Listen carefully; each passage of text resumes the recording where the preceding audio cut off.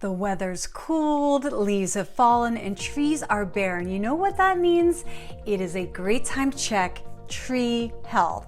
Hi, I'm Kimmy Rolph, and I help mainline PA sellers prepare their homes for sale, and I advise buyers on which homes will weather the weather.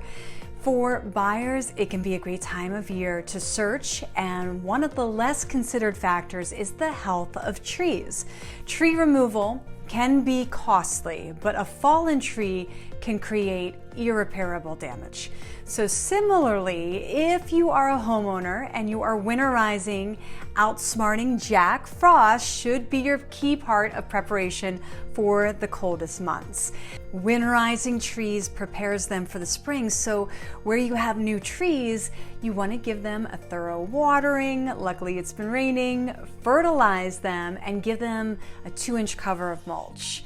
And you will also want to do a dormant pruning and remove dead trees.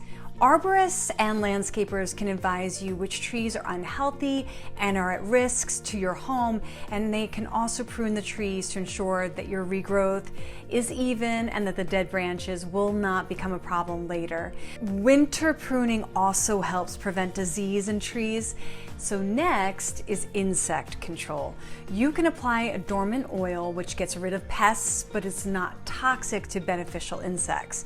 And another topical treatment is gypsum, which reduces the damage caused by salt runoff.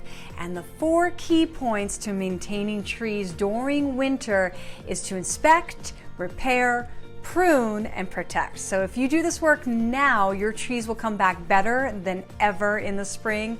And if you're considering selling on the main line, I have many more mainline maintenance tips and seller updates in my seller seminar linked below, or you can reach out to see what your home is worth at any time.